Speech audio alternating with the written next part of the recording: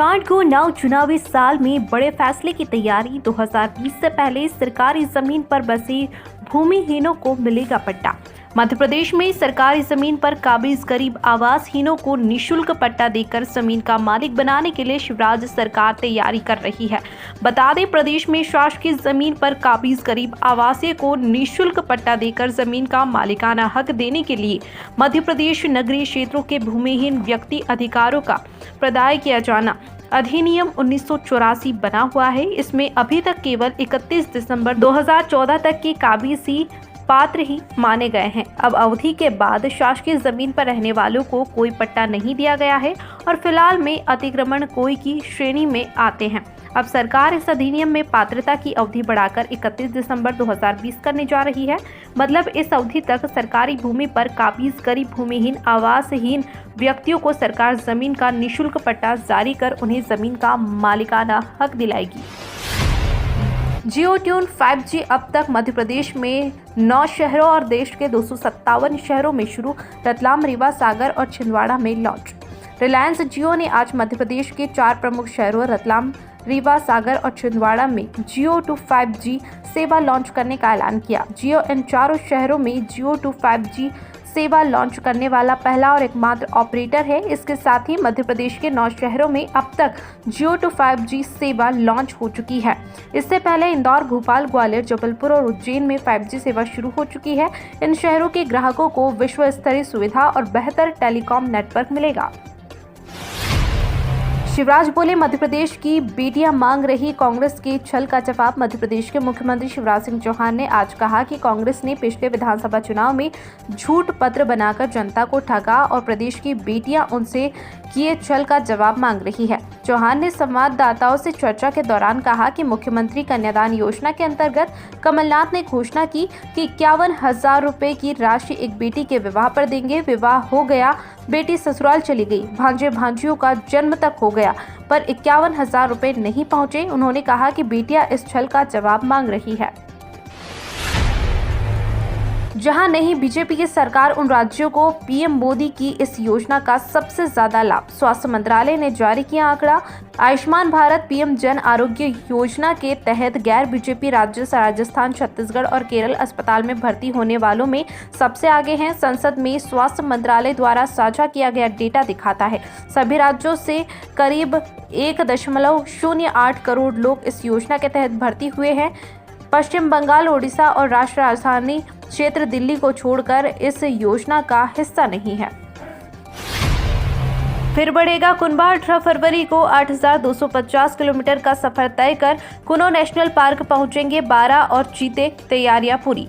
मध्य प्रदेश के कुनो राष्ट्रीय उद्यान में 12 चीतों का दूसरा जत्था दक्षिण अफ्रीका से 18 फरवरी को पहुंचेगा। भारत में चीतों को बसाने की योजना के तहत इससे पहले फरवरी में नामीबिया से 8 चीते यहां लाए गए थे। परियोजना से जुड़े एक विशेषज्ञ ने बताया कि 7 नर और 5 मादा चीते भारतीय वायुसेना के परिवहन विमान से दक्षिण अफ्रीका से हजारों मील दूर भारत में अपने नए घर के लिए यात्रा शुक्रवार शाम को शुरू करेंगे।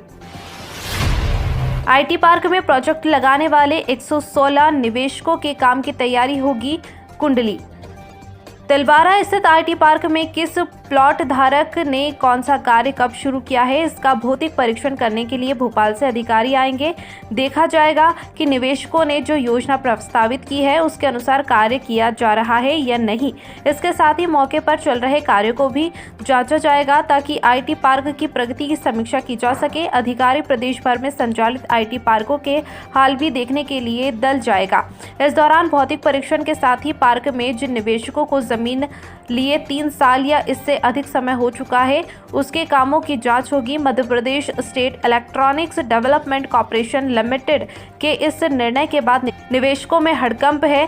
MPSEDC ने जबलपुर समेत भोपाल, इंदौर और ग्वालियर के आईटी पार्क में भौतिक परीक्षण करने वालों के नाम भी तय कर दिए हैं।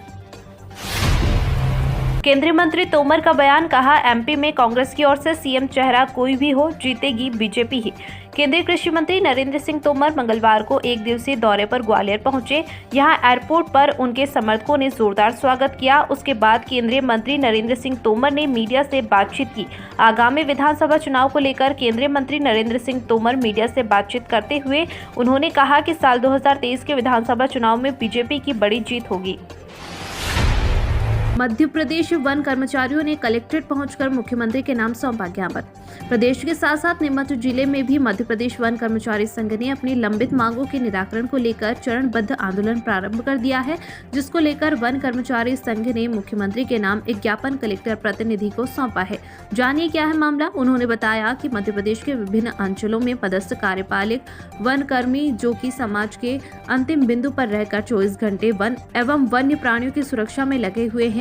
इनकी मेहनत, त्याग, समर्पण से ही पूरे भारतवर्ष में सर्वाधिक वन मध्य प्रदेश में पाए जाते हैं। फिर भी कर्मचारियों के समान अन्य विभागों के कर्मचारियों से भारत में कार्यरत वन विभाग के कर्मचारियों से वेतनमान न्यूनतम है, जो चिंता का विषय होकर मनोबल गिराने वाला है। एमपी में फिर बड़ी ठंड। पंचमढ़ी, रीवा, मलांच खंड सबसे ठंडे। 19 शहरों में पारा 10 डिग्री से नीचे। उत्तरी भारत में बर्फबारी होने की वजह से मौसम में ठंडक घुल गई है। मध्य प्रदेश के कई शहरों में हल्की सर्दी का असर है। पचमढ़ी, मलांच खंड, उमरिया सबसे ठंडे हैं। यहाँ पारा 6 डिग्री के नीचे आ गया है।